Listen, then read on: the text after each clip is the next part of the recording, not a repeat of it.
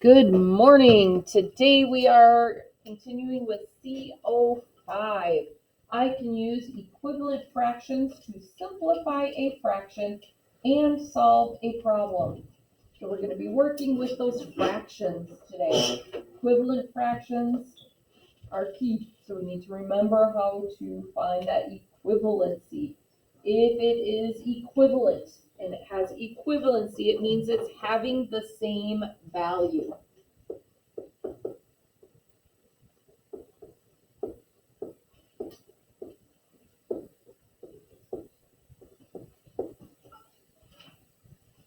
Having the same value means you have some that you can simplify more. So if we were to have 2/4, what can I simplify 2/4 to, James? 1/2. 1/2. They are equivalent. They are the same amount. If I had circles and this one's broken into my 4 parts and this one's broken into my 2 parts, if I have 2 of those 4 parts filled in and 1 of the 2 parts filled in, it's the same amount of pizza that we would be eating. Okay, one is just a huge piece of pizza, and the other ones are just kind of big pieces of pizza. But it's the same amount of pizza that we would eat. If we're breaking it into 4s, we're breaking it into 2s. If you look at it and it's the same amount that's filled in, they are equivalent. It's the same value. Make sense? All right, to find an equivalent fraction, multiply or divide both the numerator and the denominator by the same number. Whatever you do to one, you have to do to the other in order for them to be equivalent. In effect, you are multiplying or dividing by 1, so even though the numbers in the fraction will change, its value will not. 2/4 is the same amount of pizza as 1/2. The value didn't change. I divided it by 2. 2 divided by 2 is 1. 4 divided by 2 is 2. So I divided both my numerator and my denominator by the same number. Using a calculator, compare the decimal values of the original and the equivalent value, and they should be the same. So if you find, who remembers, we're not actually pulling it out right now, but who remembers how I said to change your fraction into a decimal when you're doing a calculator? I talked about this when we got our religion quizzes, and I put a fraction on the top of your paper. What do you do, Priya? You do 2, well, like if you were doing 2/4, you would do 2 divided by 4. Yeah, you do the numerator divided by the denominator. That's how you find your decimal. So if we did 2 divided by 4, what decimal would I get? 0.5. 0.5 means a half. If I did 1 divided by 2, what decimal will I get, James? 0.5. So I see that both of their decimals are the same, 0.5 and 0.5. That is your way to check, are these two fractions equivalent? I divide the numerator by the denominator, I divide the numerator by the denominator, and it should be the same decimal. So that is your checkpoint. Dividing numerator by the denominators of both fractions, you should get the same answer in decimal. So today, let's see what we're doing. Let me erase and scroll up so we have a little more room.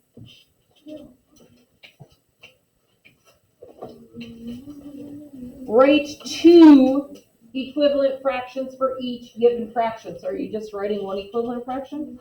No, you're writing 2. Is there only 2 correct answers? No. Okay, there's lots of equivalent fractions. But you need to check your answer by comparing the decimal of all 3 fractions to make sure you did it correctly. So we do need our calculators on this assignment because you need to check them. Let's look at 3/7. What would be an equivalent fraction to 3/7? Evelyn? 9/24. Give me an equivalent fraction. 9 and what? 21. So if I multiply both the top and the bottom by 3, I get, oh my goodness, my brain is not working for me at this moment. I multiply them both by 3 and I get 9 over 21. What would be another equivalent fraction? Tegan.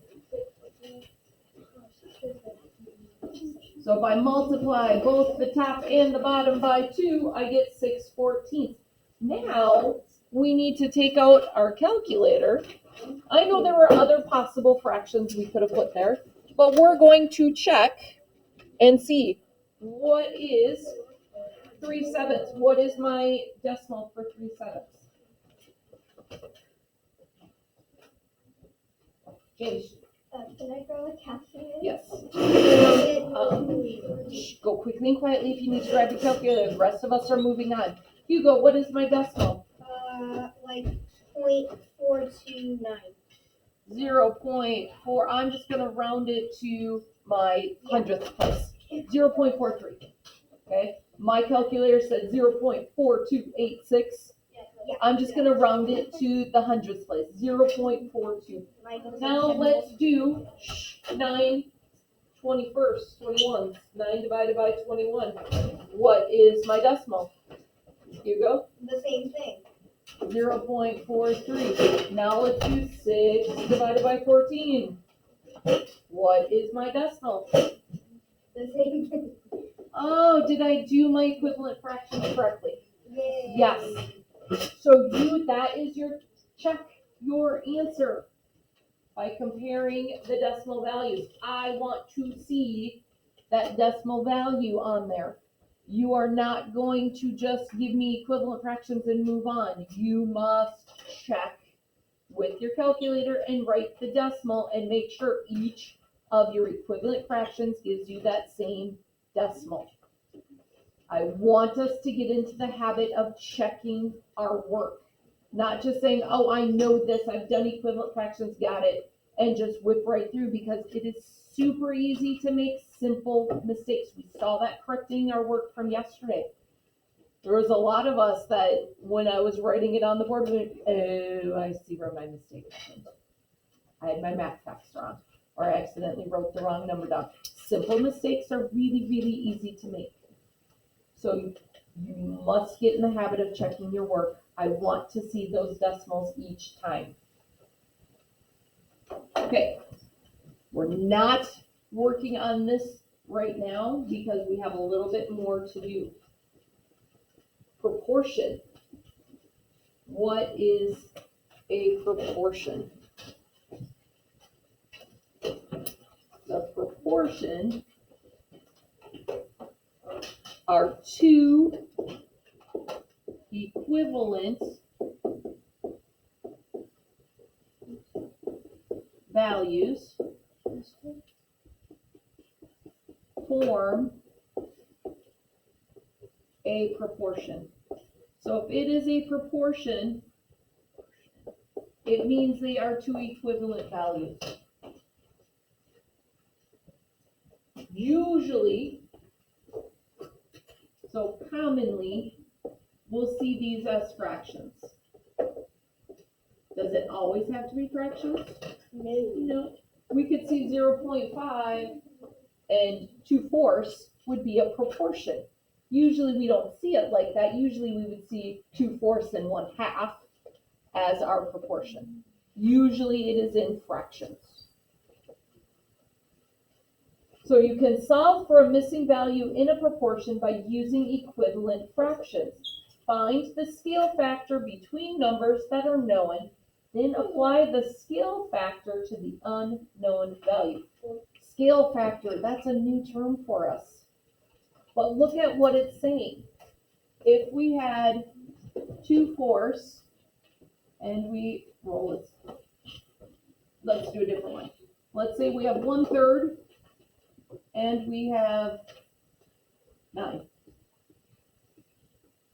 How can I solve my missing number in that proportion? Tegan? I know that to go from 3 to 9, I multiplied by 3. So I need to do the same to my numerator. 1 times 3 is 3. My scale factor is what I'm multiplying by. So when it says find the scale factor between the numbers that are known, then apply the scale factor to the unknown value, we're multiplying it by that. Okay. So proportion, you're looking for that equivalent fraction. How did I go from 3 to 9? I multiplied by 3, so I have to do the same to my numerator. So find that missing number by making them proportionate, making them equivalent. Can you wait 2 minutes?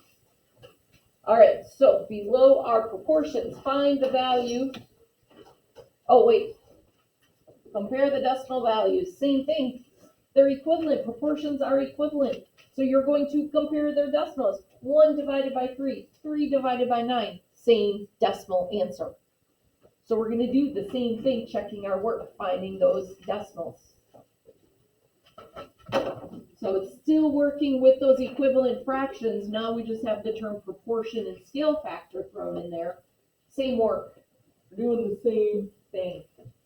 So below our proportions, find the value of n using equivalent fractions. Check your answer by comparing the decimal value. So I want to see your decimal on there. The first 4, use equivalent fractions going left to right using multiplication. So we're going to be multiplying to get bigger. Well, look on the bottom. Now it's our first fraction that has the n. So what am I going to do? Divide. I'm going to go backwards. Yes? Wait, so for the 2 equivalent fractions and the proportions, we have to write the decimal? Yes. Okay. You have to write the decimal that they all equal to. That is part of the assignment to check your answer. So I need you to write that decimal. That's checking your answer. So on the top, we're multiplying when we're going to the right. 2 to 60, I'm timesing it by 30. So 1 times 30, my n equals 30. Then I'm going to find my decimal. 1 divided by 2 is 0.5. 30 divided by 60 is 0.5. Oh, good. They are equivalent. They are proportionate. On the bottom, now I'm going to go backwards. 72 divided by what gives me 12? 6. Well, let me write that over here. Sorry. 72 divided by 6. So I need to do the same thing to 24. What's 24 divided by 6? 4. So n equals 4. Now I need to do my math. 4 divided by 12 is what? 0.33. Do I get the same answer for 24 divided by 72? 0.33. I know I did it right. Okay. Then we have word problems, but you're doing the same math. Don't let the word problems throw you off.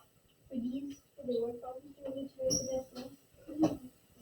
For the word problems, it's always a good thing to write the decimal because it means you're checking your work. Okay. So yeah, there are 3 word problems. Find the missing number in your proportion using equivalent fractions. Don't be scared by the words. You're doing the same thing. You're doing the same kind of math. Now we just have words put to it. Then check your answer and see if your proportions are equivalent. See if you have the same decimal answer. Any questions on today's assignment? Hugo. Can I go to the bathroom? That's not a question on today's assignment. Okay, so you are listening to this at home. We hope you are well and hope to see you soon. Have a wonderful day.